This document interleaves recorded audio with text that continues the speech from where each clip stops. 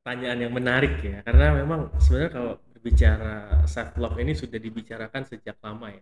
Dari self love itu penting gitu. Kita harus mengembangkan self love dalam diri kita.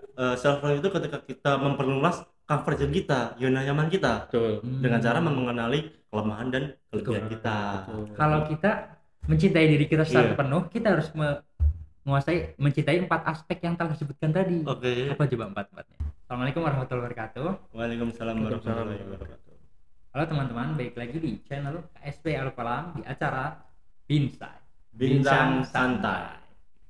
Bersama saya Yazid Fadil Ar-Rasyid, mahasiswa semester 2 Fakultas Psikologi Universitas Muhammadiyah Surakarta, dan bersama teman saya Deko Bagaswayandoko, panggil saja Deko. Saya berasal dari Universitas Muhammadiyah Surakarta, yaitu mahasiswa semester 2 psikologi. Oke. Nah, di sini kita kedatangan tamu spesial, kedatangan narasumber spesial. Siapa tuh? Beliau dari dosen psikologi UMS Universitas Muhammadiyah Surakarta. Beliau adalah Pak Suwanda Priyadi.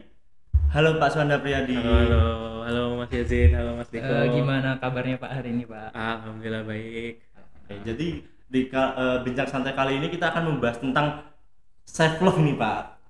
Karena Apa tuh? karena gini loh Zid. Karena kita tuh setiap hari di hari-hari bahkan di media itu tuh kayak orang-orang pada self love, self love, self love, tapi mereka itu tidak tahu arti kata self love yang sebenarnya itu seperti apa. Nah, maka dari itu kali ini kita akan membahas tentang self love yang sebenarnya. Self love. Menurut Bapak definisi self love itu apa sih Pak? Nah, itu sebenarnya pertanyaan yang menarik ya, karena memang sebenarnya kalau berbicara self love ini sudah dibicarakan sejak lama ya, dari zamannya Plato, Aristoteles, kemudian Kant hingga saat sekarang ini lagi viral gitu, khususnya pasca pandemi kemarin gitu. Nah, mereka semua punya definisi yang berbeda-beda sebenarnya gitu, jadi nggak sepakat gitu. Tapi pertentangan yang paling sering ditemukan itu konsekuensi dari self love gitu. Misalnya seperti Plato dan Kant itu menganggap self love itu sesuatu yang negatif, memiliki konsekuensi negatif. Satu sisi Aristoteles itu menganggap, Fromm juga gitu menganggap, Erich Fromm ya, tokoh di psikoanalisa, di psikologi, itu menganggap bahwa self love itu penting gitu. Kita harus mengembangkan self love dalam diri kita gitu. Nah, dari sekian banyak definisi dan pertentangan itu saya suka satu artikel yang ditulis oleh Iva Henske ya, salah seorang mahasiswa PhD sudah lulus gitu. Beliau itu mendefinisikan self love dengan definisi yang menurut saya sangat menarik, bahwa self love itu adalah sikap kebajikan terhadap diri ya, self kindness yang dapat dipelajari. Nah, self love ini meliputi 3 hal.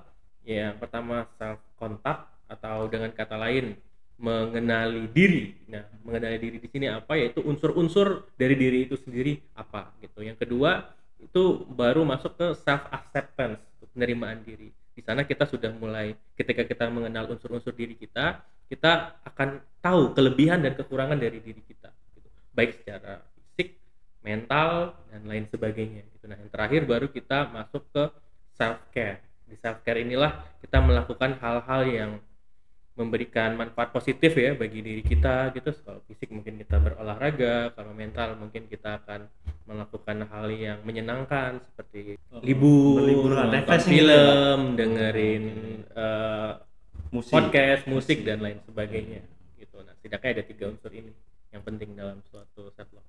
Self love tadi yang self care itu ya berhubungan dengan kesenangan diri gitu ya maksudnya Pak? Ya, berdiri, dan mana menariknya diri ini tuh sebenarnya dimaknai secara beragam gitu. Kalau di dalam psikologi itu kan kita kenal mind body ya, Main body. ya, pikiran dan tubuh gitu. Tapi kan kalau dalam agama itu kita nambah lagi jiwa, soul nih. Soul gitu ya Pak. Di psikologi nggak mau bahas soul ya. Kalau bahas soul nanti dia nggak dibilang psikologi, dibilang metafisik. Dibilang metafisik Oke, gitu. oke. Tapi kalau dalam Islam itu setidaknya ada 4 unsur ya, 4 komponen dari diri. Itu pertama ada akal, kemudian ada hati ya, ada jasad, dan juga ada ruh ya, atau jiwa. Bisa kita simpulkan seperti itu. Berarti kalau kita self love itu harus mempertimbangkan 4 aspek itu tadi ya Pak. Betul. Betul. Yang pertama tadi cold hati, habis itu jiwa atau nafs, habis itu jasad atau fisik, dan yang terakhir pikiran. Oke. Akal. Nah, tapi kebanyakan orang itu tidak memikirkan empat-empatnya, Pak, tapi malah memikirkan cuma kesenangan semata, misal kesenangan fisiknya doang atau kesenangan mentalnya doang. Kan itu juga yang disebut dengan zona nyaman. Benar. Nah, menurut Bapak, perbedaannya apa sih self love? Self love itu harus ke zona nyaman atau self love itu harus keluar dari zona nyaman? Berarti sangat berhubungan erat nih ya self love dengan zona nyaman ya. Betul. Ya benar. Saya setuju itu. Saya setuju ya sih. Self love dan zona nyaman ini sangat berkaitan ya. Karena apa? Karena ketika kita sudah mencintai diri kita ya, artinya kita sudah belajar mencintai diri kita, maka kita mulai bisa gitu mengembangkan, artinya mengetahui zona nyaman kita gitu. Nah, zona nyaman ini balik lagi gitu, apa sih yang dimaksud dengan zona nyaman? Zona nyaman itu apa? Para peneliti itu mendefinisikan zona nyaman itu adalah suatu rutinitas ya, kegiatan sehari-hari yang mana itu tidak mengancam kita secara fisik dan mental, ya tidak mengancam, artinya menyenangkan bahkan gitu, dan juga apa ya, kita rutin merasa gitu. aman. Merasa aman lah pokoknya aman. kita di hal tersebut gitu, tidak menuntut hal lebih gitu, hal yang di luar kemampuan kita gitu. Kurang lebih seperti itu. Seharusnya tuh orang tuh self love-nya keluar dari zona nyaman atau tetap berada di zona nyaman itu? Nah, ini sebenarnya pertanyaan menarik ya. Bisa ya, bisa tidak sebenarnya. Kok bisa itu, Pak? Iya, karena misalnya ya, ini tergantung konteksnya juga gitu. Misalnya ketika kita sudah mengembangkan self love, tentu tadi di komponen yang kedua itu kita sudah mulai menerima diri ya, self acceptance gitu. Nah, misalnya nih, ketika kita memahami zona nyaman kita itu menggunakan Microsoft Word misalnya, Microsoft Word gitu. Sementara kan kita tahu untuk word processor ya, itu tidak hanya Word, ada Google Docs, ada WPS dan lain sebagainya gitu. Nah, terkadang kan ketika kita bekerja, kita dituntut kan untuk bisa menguasai hal yang lain gitu. Nah, zona nyaman kita itu tadi menggunakan Microsoft Word gitu, tapi ternyata di kantor nggak ada gitu, atau di kampus tidak difasilitasi. Dituntut untuk belajar yang lain. Dituntut gitu. Untuk belajar yang lain gitu. Nah, satu sisi kan ini menjadi suatu pertimbangan gitu. Kita harus tetap menggunakan Microsoft Word atau belajar hal yang baru gitu. Kapan kita keluar kalau memang tidak difasilitasi gitu kan. Tidak ada Microsoft Word di kantor kita, di sekolah kita, maka kita harus belajar hal yang baru gitu, yang mana ini juga akan membantu pertumbuhan skill kita kan. Kita memiliki skill yang baru, kemudian meningkatkan akal tadi, kita sudah tahu pengetahuan baru, serta memperluas ini kita tadi gitu, comfort zone tadi gitu. Akhirnya kan semakin luas tuh comfort zone kita, semakin berkembang. Yang awalnya kita hanya bisa pakai Microsoft Word, kita sekarang sudah bisa pakai Google Docs misalnya, sudah bisa pakai WPS dan word processor lain. Akhirnya kan comfort zone kita semakin luas. Berarti emang harus ada dorongannya ya, Pak? Betul, harus ada pertimbangan. Berarti self love atau cinta diri sendiri itu kita keluar dari zona nyaman dengan mempertimbangkan kebutuhan kita ya, Pak. Kan tadi udah dibilang kalau kita di sini nih skillnya cuma Microsoft Word, tapi yang diperlukan, yang dibutuhkan itu skill-skill seperti WPS atau skill-skill seperti Corelda atau yang lain sebagainya. Jadi semisal kita butuh dan perlu, kita harus keluar dari zona nyaman kita untuk mengeksplor hal yang lebih baru lagi. Betul. Tapi terkadang kita nggak mesti harus keluar ya.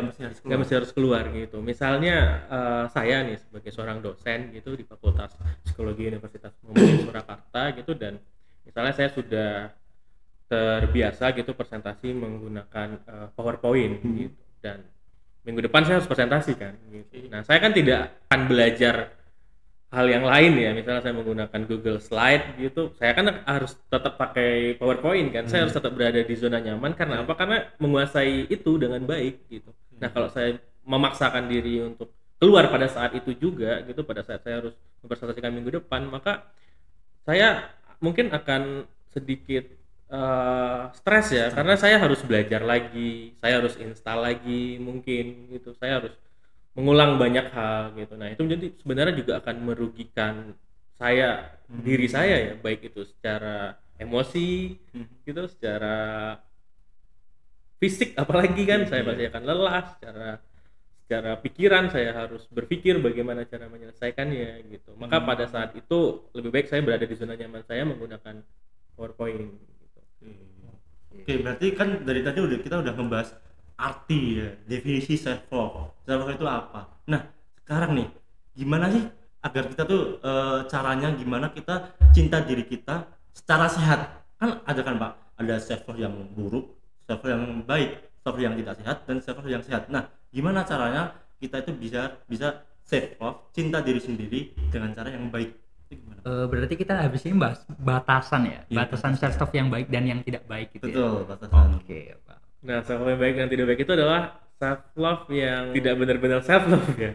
Artinya Berlebihan gitu ya Pak? artinya dia hanya klaim aja gitu. Dia klaim saya self love, saya mencintai diri saya, tapi sebenarnya dia tidak mencintai dirinya gitu.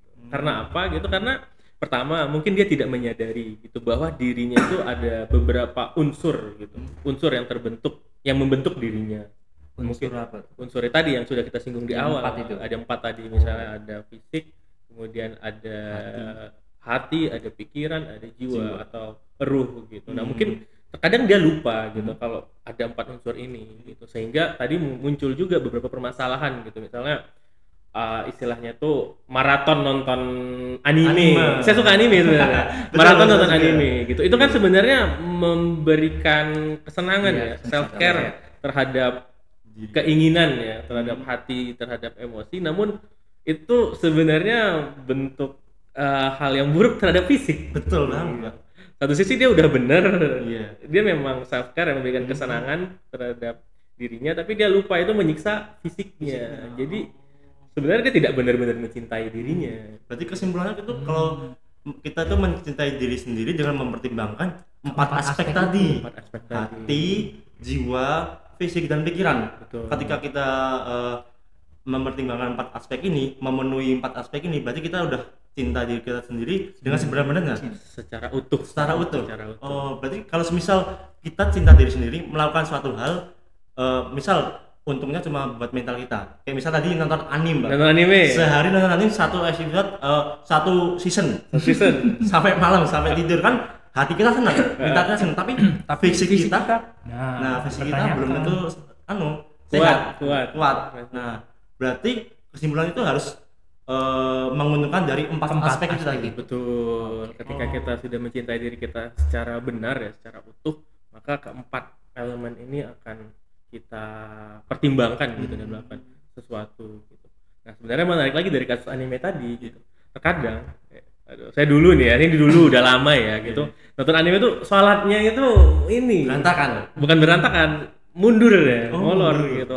Misalnya lagi enak nonton terus azan gitu kan. Wah, ini dangdut nih 5 menit lagi. Ini gimana nih plotnya gitu. Akhirnya saya nonton keterusan udah baru ingat saya belum sholat gitu. Akhirnya saya sholat gitu. Akhirnya saya lalai gitu terhadap sholat saya. Nah, ini kan harusnya juga mempertimbangkan ini kita ya, jiwa kita. Karena di dalam Islam itu menariknya Islam ya, indahnya Islam gitu, bahwa sebenarnya kita itu mencintai diri kita itu tidak hanya mempertimbangkan kondisi di dunia gitu, apa-apa yang kita lakukan di dunia, tapi kita juga harus mempertimbangkan nanti bagaimana di akhirat gitu, afterlife, kehidupan setelah mati gitu. Nah, kita harus mempertimbangkan itu juga untuk mencapai self love yang seutuhnya gitu.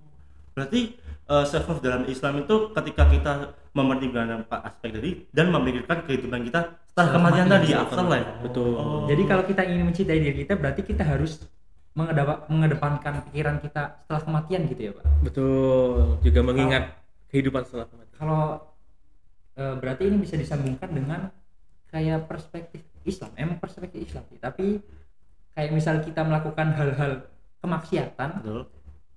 kita harus memikirkan kehidupan setelah kematian kita. Kalau misal kita bermaksiat terus setelah mati kita dibakar, berarti kita nggak self kepada body kita dong. Kita nggak self kepada fisik kita.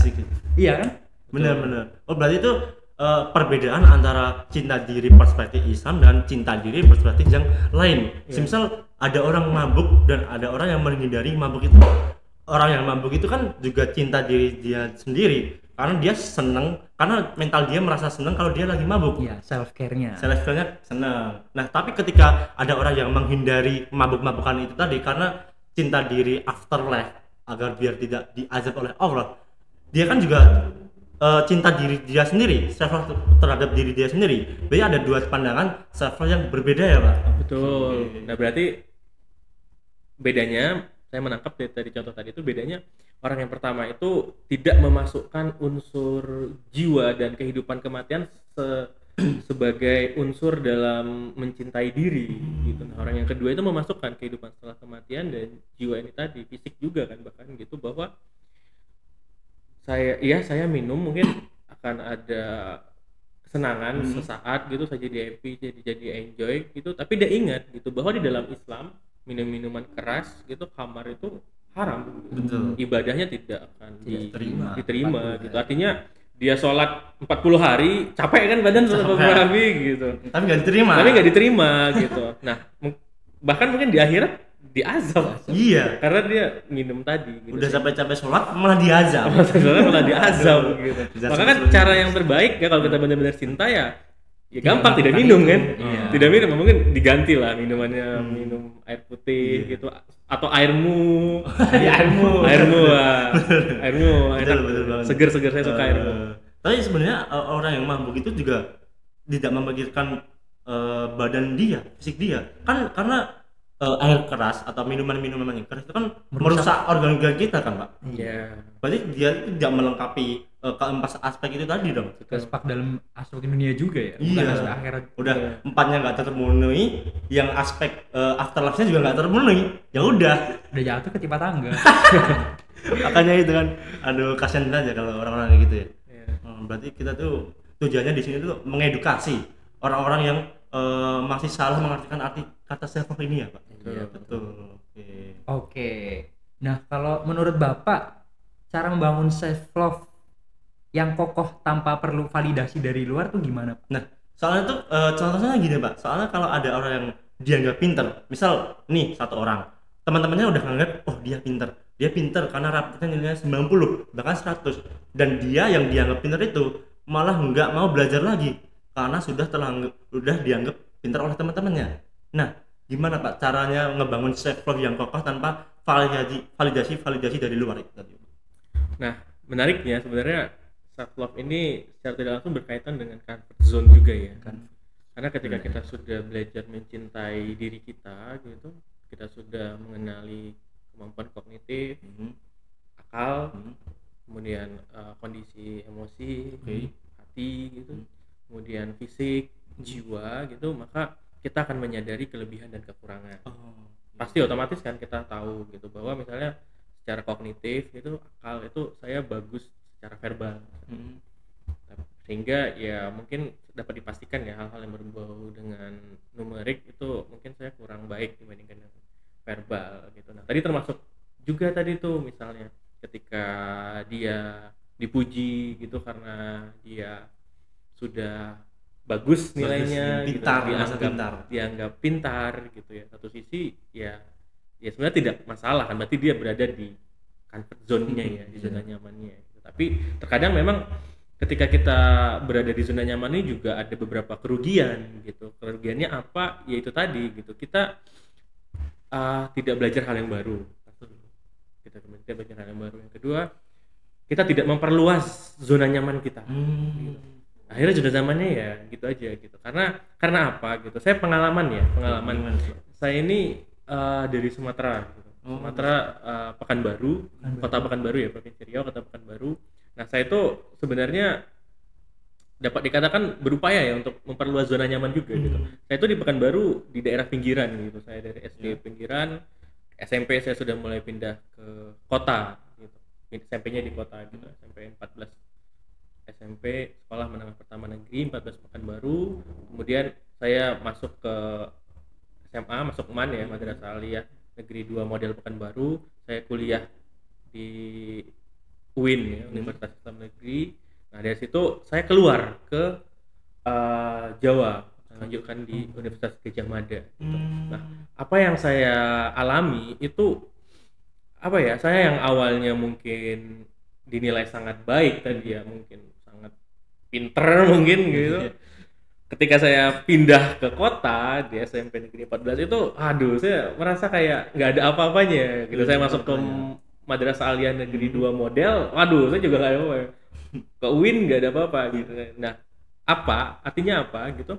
Seperti orang bilang gitu, dia sebenarnya di atas langit ada langit gitu. Sehingga kita perlu memperluas comfort zone tadi gitu, zona nyaman tadi gitu. Nah, cara yang terbaik apa ya? Belajar gitu. Mencintai diri, mengenal diri, menerima kelemahan dan kekurangan gitu, dan akhirnya kita bisa melakukan self care tadi gitu, melakukan upaya-upaya untuk mengembangkan diri gitu, baik secara fisik, mental, dan pikiran. Berarti emang kalau misal kita mau self love harus mengenal diri sendiri dulu ya. Betul. Jadi juga singkatnya juga self love itu ketika kita memperluas comfort zone kita, zona nyaman kita. Betul. Dengan cara mengenali kelemahan dan kelebihan kita. Betul. Oke. Menariknya ya, di dalam Islam itu, literatur Islam itu ada satu tokoh namanya itu Imam Al-Ghazali ya, penulis buku Ihya Ulumuddin gitu. Nah, beliau itu juga menulis satu buku yang saya sangat suka, itu Alchemy of Happiness ya, terjemahannya bahasa Arab itu kalau nggak salah Kimia As-Sa'adah ya. Kimia As-Sa'adah gitu. Nah, di sana dia memiliki premis ya, bahwa kita itu dapat mencapai kebahagiaan yang ultimate, kebahagiaan yang hakiki itu dengan cara mengenal Allah Subhanahu wa taala gitu, mengenal pencipta kita, mengenal Tuhan kita gitu. Tapi sebelum kita bisa mengenal Tuhan kita gitu, artinya kita tidak akan pernah bisa mengenal Tuhan kita sampai kita bisa mengenali diri kita.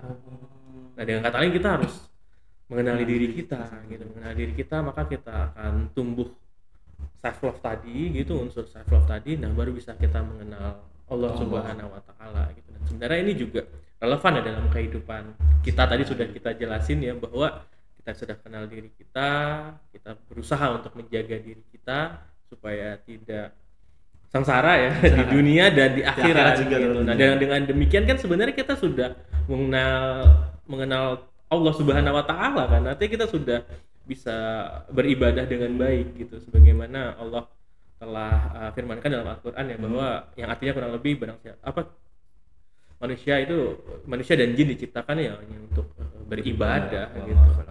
Inna wa insan illa liya'budun gitu, hanya untuk beribadah gitu, dan ibadah ya pasti melakukan apa yang diperintahkan dan menjauhi apa yang dilarang.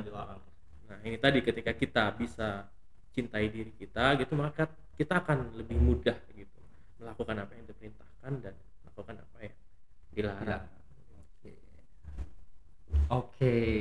Oh, terus kalau misal dari sisi psikologi, Pak, self love itu sebenarnya udah dikaji belum sih, Pak? Udah ada risetnya belum gitu? Nah, ini sebenarnya menarik ya. Misalnya ini satu hal yang menarik gitu. Terkadang di dunia, bukan di dunia nyata, dunia maya itu kita tuh banyak berbicara satu konsep gitu, tapi sebenarnya tidak didukung dengan riset yang mumpuni gitu. Sebenarnya termasuk juga self love gitu. Self love ini tuh sudah dibicarakan tadi ya, abad ke-5 sebelum Masehi ya, Plato bisa dicek gitu, Plato ada berbicara tentang self love sebenarnya. Tapi di psikologi itu risetnya masih sangat minim gitu.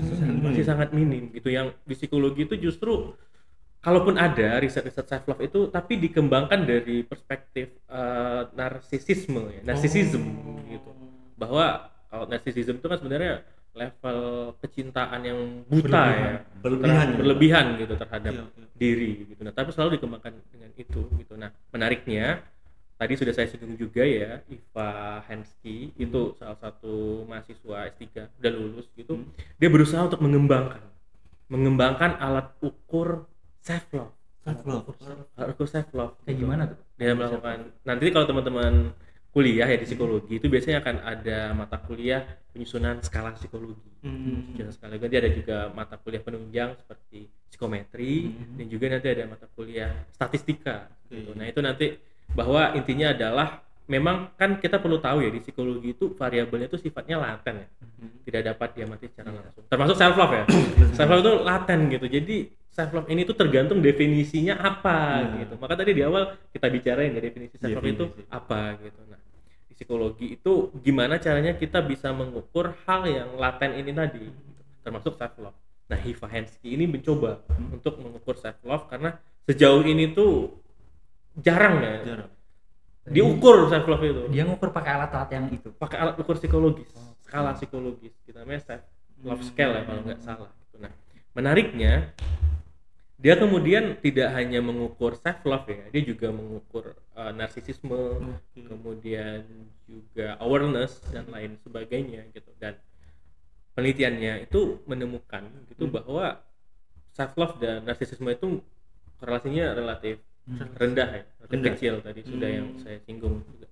Dan memiliki korelasi yang sedang lah dengan self awareness gitu. Artinya karena memang berkaitan ya self love dengan awareness gitu, karena kita mengenal diri kita, knowledge, sehingga akhirnya kita memunculkan suatu kondisi di mana kita menyadari secara penuh gitu kelebihan dan kekurangan diri kita. Berarti narsisme dan self love itu kaitannya Kurang relevan ya Pak? Kurang apa? Konsep yang berbeda secara psikologis gitu. Nah, ini sebenarnya menjadi peluang juga nih buat Deko dan Yazid nih untuk meneliti di Indonesia gimana gitu. Tingkat narsismenya itu. Ya, maksudnya ada kaitan gak sih narsisisme sama self love iya. gitu. Nah, Karena kayak tadi contohnya kan aku nih udah pinter makanya udah belajar. Nah itu terlalu narsis juga ya Pak? nah itu tadi kalau dalam riset kan berarti kita kasih 2 alat ukur itu. Kita tengok skornya gitu.